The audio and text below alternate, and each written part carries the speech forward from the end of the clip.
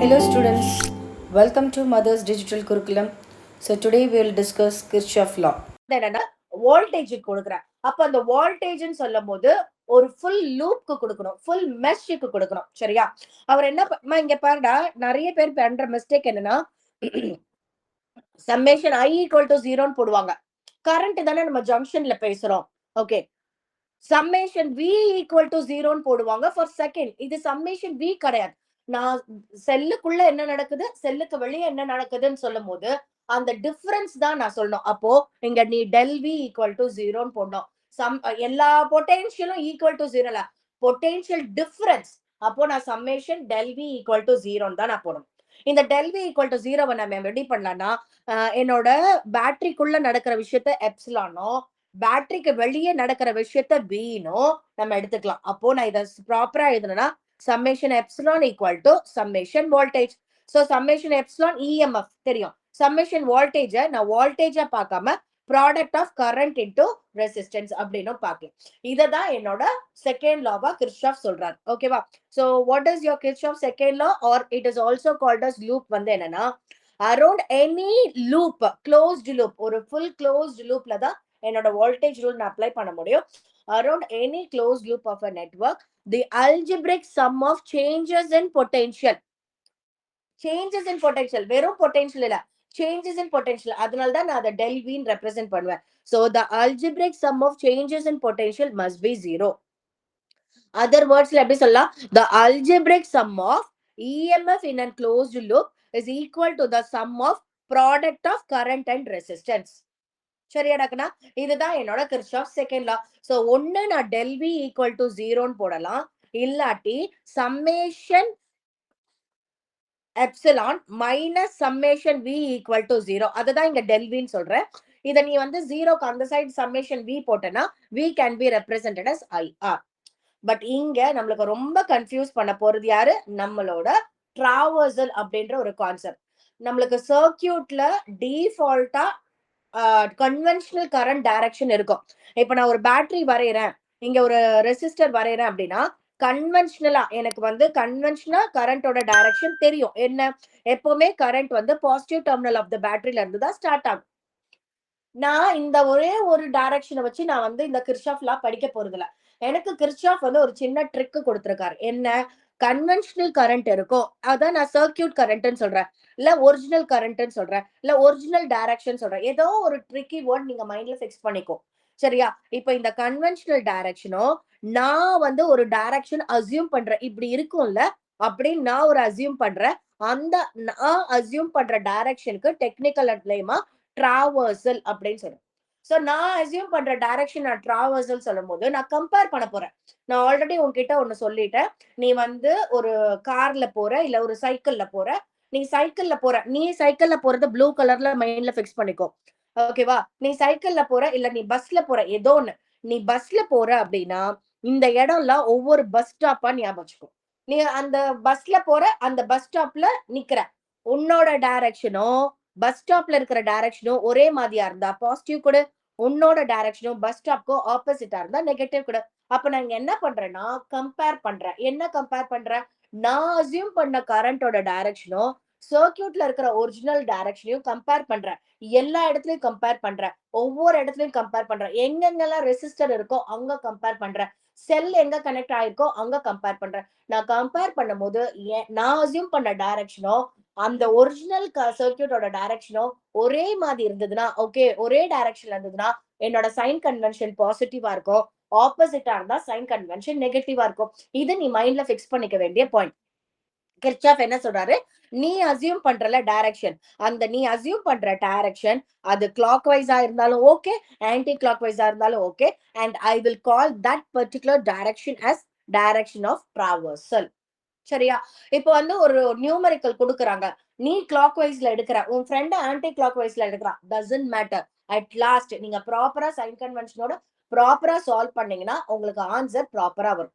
அவன் கிளாக் வைஸ்ல எடுத்துட்டானே, ஐயோ நான் ஆன்டி கிளாக் வைஸ்ல எடுத்துட்டேனா, இல்ல, யாரு வேணா ஒரு பர்டிகுலர் லூப்ப கிளாக் வைஸ்ல எடுக்கலாம், ஆன்டி கிளாக் வைஸ்ல எடுக்கலாம். அந்த கிளாக் வைஸ் ஆன்டி கிளாக் வைஸ்க்கு ஏத்த மாதிரி சைன் மாறுமே தவிர உனக்கு ப்ராப்ளம் தப்பாகாது. பட் நம்ம ப்ராப்பரா போடணும். சோ இதுதான் என்னோட ஃபர்ஸ்ட் ரூல். சரியா? இதான் என்னோட ஃபர்ஸ்ட் ரூல். செகண்ட் ரூல் என்ன? ஓகே, எனக்கு நல்லா தெரியும். நான் இந்த சாப்டர் ஸ்டார்டிங்லயே படிச்சுட்டேன். இஎம்எஃப்னா என்ன? வோல்டேஜ்னா என்ன? இஎம்எஃப் டிஃபரன்ஸ் என்ன? வோல்டேஜ் டிஃபரன்ஸ் என்ன? வோல்டேஜ் பேட்டரிக்கு வெளியில வந்து higher potential to lower potential. ஆனா செல்லுக்குள்ள always it is from lower potential to higher potential. So EMF அப்படினாலே உன் மைண்ட்ல lower potential to higher potential இதுதான் ஞாபகம். அப்ப இஎம்எஃப் குள்ள ஒரிஜினல் டைரக்ஷன் என்னன்னா லோயர் டு ஹையர். இப்ப நான் டிராவர்சல் எடுக்கிறேன். நான் என்னோட டிராவர்சல வந்து அதே மாதிரி லோயர்ல இருந்து ஹையருக்கு போடும்போது என்னோட நெகட்டிவ் டேர்ம்ல இருந்து பாசிட்டிவ் டேர்மினலுக்கு என் டிராவர்சல் மூவ் ஆச்சுன்னா என் இஎம்எஃப் பாசிட்டிவ். நான் வந்து எடுக்கிற டிராவர்சல் வந்து ஒரிஜினல் டைரக்ஷன் இருக்குல்ல, இந்த lower potential to higher potential செல்லுக்குள்ள அதுக்கு ஆப்போசிட்டா இருந்ததுன்னா என்னோட இஎம்எஃப் செல்லுக்குள்ள படிக்கிற இஎம்எஃப்க்கு நான் நெகட்டிவ் சைன் கன்வென்ஷன்ல கொடுப்பேன். அதுதான் என்னோட செகண்ட் பாயிண்ட். அப்போ என்னோட ஒரிஜினல் சர்க்கியூட்குள்ள நெகட்டிவ்ல இருந்து பாசிட்டிவ்க்கு போகும். நான் என்னோட டிராவல்ஸ்லயும் அதே மாதிரி நெகட்டிவ்ல இருந்து பாசிட்டிவ் போறேன். அப்ப நான் இஎம்எஃப்க்கு என்ன சிம்பிள் கொடுப்பேன்? பாசிட்டிவ். ஓகேவா? So the EMF of cell is taken as positive if the direction of traversal is from the negative to the positive terminal through the electrolyte. Electrolyteனா செல்லுக்குள்ளன்னு சொல்றேன். இதே என்னோட செகண்ட் ரூல். தேர்ட் ரூல் என்ன? Just opposite. நம்மளோட opposite என்ன? ஒரிஜினலா வந்து என்னோட EMF வந்து நெகட்டிவ் டு பாசிட்டிவ் போகும். ஆனா நான் பிக்ஸ் பண்ண டைரக்ஷன் பாசிட்டிவ்ல இருந்து நெகட்டிவ்க்கு போகுது. அப்போ டைரக்ஷன் மாறி இருக்கு. டைரக்ஷன் மாறி இருக்குன்னா சைன் இங்க வந்து இஎம்எஃப் வந்து இந்த இஎம்எஃப் வந்து நான் என்னன்னு எடுத்துப்பேன்? V equal to minus epsilon அப்படின்னு எடுத்துப்பேன். சரியாடா கண்ணா? இது வரைக்கும் புரியுதா? Yes ma'am. இதே மாதிரி நம்ம நெக்ஸ்ட் என்ன பண்றோம்? என்னோட கரண்ட் ரெசிஸ்டன்ஸ் பத்தி படிக்கிறோம். இப்போ வந்து கரண்ட்டும் ரெசிஸ்டன்ஸும் சேரும் போதுதான் வோல்டேஜ். ரெசிஸ்டன்ஸ் மட்டும் இருக்கு, கரண்ட் இல்ல கரண்ட் மட்டும் இருக்கு, ரெசிஸ்டன்ஸ் இல்லைன்னா நான் ரெண்டு பேரையும் கன்சிடரே பண்ண மாட்டேன். ரெண்டு பேரும் சேர்ந்து வரும்போது தான். அப்போ இந்த ஐன்ற கரண்ட் இந்த ஆர்ன்ற ரெசிஸ்டன்ஸ்ல விழும்போது தே பிகம் வோல்டேஜ்னா இந்த ஐக்குன்னு ஒரு டிஃபால்ட்டா ஒரு கன்வென்ஷனல் டைரக்ஷன் இருக்கும்ல, அந்த டைரக்ஷனும் என்னோட டிராவல்ஸலோட டைரக்ஷனும் ஒரே மாதிரி இருந்தா பாசிட்டிவ், இந்த டைரக்ஷனும் என்னோட டிராவல்ஸலும் ஆப்போசிட்டா இருந்தா நெகட்டிவ். அவ்வளவுதான், ரொம்ப simple. So the current resistance product is taken as positive if the resistor is traversed in the same direction. உன்னோட கரண்ட் வந்து ரெசிஸ்டர்ல வந்து விழற அந்த டைரக்ஷனும் ஏன் டிராவல்ஸலும் ஒரே மாதிரி இருந்ததுன்னா பாசிட்டிவ். அதுவே என்னோட ரெசிஸ்டர்ல டிராவர்ஸ்ட் இந்த ஆப்போசிட் டைரக்ஷன் நெகட்டிவ். இந்த ஃபோர் திங்ஸ், இந்த ஃபோர் லா, இந்த ஃபோர் சைன் கன்வென்ஷன் நீ ஞாபகம் வச்சுட்டேன்னா ரொம்ப ஈஸி. ஸோ ரொம்ப சிம்பிளா இது என்னோட பேட்டரி. ஓகேவா? இங்க ஒரு ரெசிஸ்டர் இருக்கு, இங்க இருக்கு. ஒரிஜினல் டைரக்ஷன் பேட்டரியில இருந்து ஸ்டார்ட் ஆகுது, இப்படி போகும். நான் சும்மா உனக்கு புரியணுன்றதுக்காக இவ்வளவு ஆரோ மார்க்ஸ் போடுறேன். நீ எக்ஸாம்ல இவ்வளவு ஆரோ மார்க்ஸ் போடணும்னு அவசியம் இல்லை. இங்க வந்துருச்சா? நெகட்டிவ் டெர்மினல்ல இருந்து பாசிட்டிவ் டெர்மினலுக்கு போற அதே டைரக்ஷன். அப்ப இதே டைரக்ஷன் தான் இங்கேயும் இருக்கு. சோ இதுதான் என்னோட என்னது ஒரிஜினல் டைரக்ஷன். நீ இப்ப பிக்ஸ் பண்ற டைரக்ஷனை வந்து நான் என்னன்னு சொல்வேன்னா டிராவர்சல். நான் வந்து டிராவர்சல் இங்க வரேன், இங்க ஸ்டாப் பண்றேன். உன்னோட பஸ் இங்க ஸ்டாப் ஆகுது. பஸ் ஸ்டாப்போட கம்பேர் பண்ணு. ஒரே டைரக்ஷன் பாசிட்டிவ் போடு. திருப்பி பஸ் அப்படியே போகுது, இங்க வருது. திருப்பி இங்க வந்து ஸ்டாப் பண்ண, ஒரே டைரக்ஷன். திருப்பி பாசிட்டிவ் போடு. அவ்வளவுதான் டக்குனா. சரியா? இதுதான் உன்னோட சைன் கன்வென்ஷனோட கான்செப்ட். ஓகே, நீ ஆல்ரெடி இதை பார்த்திருப்ப, உனக்கு புரியும் நினைக்கிறேன். நம்ம இந்த டயக்ராம் டிஸ்கஸ் பண்ணிட்டோமா? Yes ma'am. அப்ப இந்த டயக்ராம் டிஸ்கஸ் பண்ணிட்டு நம்ம என்ன பண்ணிருக்கோம்? நம்ம ரெண்டு ஈக்குவேஷன் எடுத்திருக்கோம். சோ இங்க வந்து உனக்கு ஒரு லூப் கொடுத்திருக்காங்க. சோ நீ எந்த லூப் வேணா எடு. So I'll call this as one loop. இது எனக்கு ஒரு லூப். சோ நீ லூப் எழுதும் போது எப்படி நான் எழுதணும்? A B C F ஓட ஸ்டாப் பண்ணக்கூடாது, திருப்பி A ஓட வந்துடணும். சரியா? திருப்பி நான் என்ன பண்றேன்? உனக்கு இஎம்எஃப் பாக்குறேன். ஒரு சைடு இஎம்எஃப், ஒரு சைடு வோல்டேஜ். உட்கார்ந்து நீ ஸ்டெப்ஸா எழுதணும்னு அவசியம் இல்ல. இப்போ நான் வந்து இங்க என்னோட கிளாக் வைஸ் எடுத்திருக்கேன். சோ என்னோட கிளாக் வைஸ் எடுக்கும் போது நான் ஃபர்ஸ்ட் இங்க கம்பேர் பண்றேன். உள்ள நெகட்டிவ் டு பாசிட்டிவ், வெளியும் அதே டைரக்ஷன். அப்போ எப்சிலான் பாசிட்டிவ். திருப்பி ஃபர்ஸ்ட் எப்சிலான் முடிச்சிரு, அப்புறம் வோல்டேஜ்க்கு வா.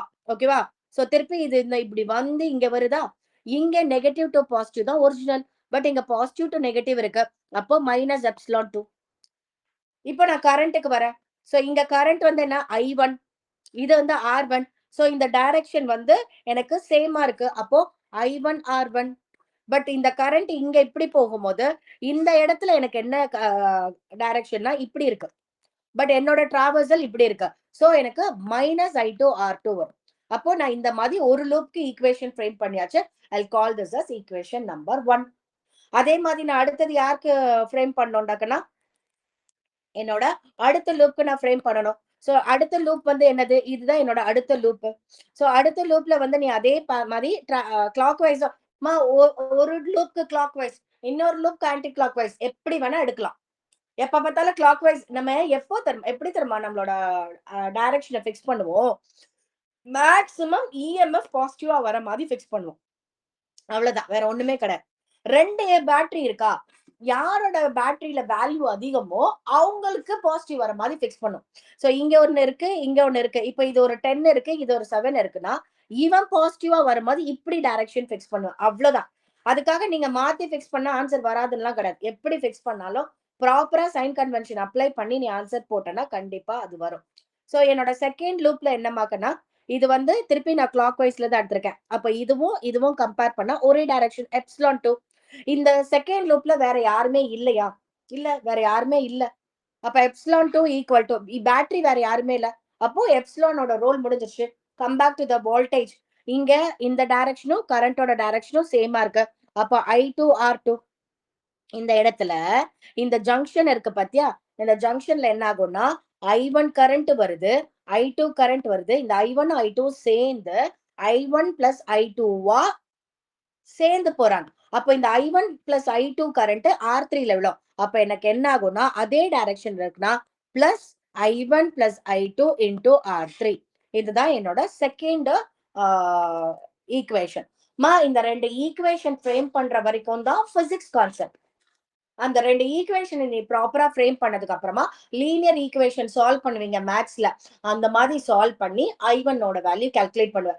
யாராச்சும் I1 கால்குலேட் பண்ணிட்ட இல்ல I2 கால்குலேட் பண்ணிட்டனா அதை திருப்பி உன்னோட ஃபர்ஸ்ட் ஈக்குவேஷன்லயோ செகண்ட் ஈக்குவேஷன்லயோ நீ சப்ஸ்டிட்யூட் பண்ணனா பேலன்ஸ் இருக்கிற I2வோ I3யோ கிடைச்சிரும். சரியா? சோ உன்னோட சர்க்யூட்ல ஃபர்ஸ்ட் ஜங்ஷன் ரூல் அப்ளை பண்ண. இந்த இடத்துல ஜங்ஷன் ரூல் அப்ளை பண்ணும் போது நம்மளுக்கு I1ம் I2வும், ஒருவேளை நீ இது I3 அப்படியே நோட் பண்றனா I1ம் I2வும் entering into the junction, I3 வந்து லீவிங் த ஜங்ஷன். அப்ப I3 ஓட வேல்யூ I1 பிளஸ் I2. அதுதான் இங்க இன்டைரக்டா சொல்லியிருக்காங்க. புரியுதாடா? சோ ஜங்ஷன் ரூல் அப்ளை பண்ணியாச்சு. அப்புறம் ஒரு பர்டிகுலர் லூப் எடு, ஒரு சிம்பிளான லூப் எடு. ப்ராப்பரா இஎம்எஃப்க்கு லெஃப்ட் ஹேண்ட் சைடும் வி ஐஆர் வந்து ரைட் ஹேண்ட் சைடு. நீ அதை மாத்திக்கோ, அது பிரச்சனை கிடையாது. சோ இஎம்எஃப்பும் வோல்டேஜ் பொட்டன்ஷியல் டிஃபரன்ஸும் ப்ராப்பரா சைன் கன்வென்ஷனோட போடும் போது நம்மளுக்கு ஈக்குவேஷன்ஸ் ஃப்ரேம் ஆகும். 2 ஈக்குவேஷன்ஸ் ஃப்ரேம் ஆகும். அதை வச்சு நம்ம சால்வ் பண்ண போறோம். இந்த இடத்துல வந்து நான் ஃபர்ஸ்ட் லால வந்து சார்ஜ் பத்தி பேசினேன், கன்சர்வேஷன் ஆஃப் சார்ஜ் பத்தி பேசினேன். என்னோட செகண்ட் லால வந்து நான் எதை பத்தி பேசுவேன்னா எனர்ஜி. இங்க என்ன பொட்டென்ஷியல்னாலே it's a kind of energy. என்ன பொட்டென்ஷியலோட டெஃபினேஷன் என்ன?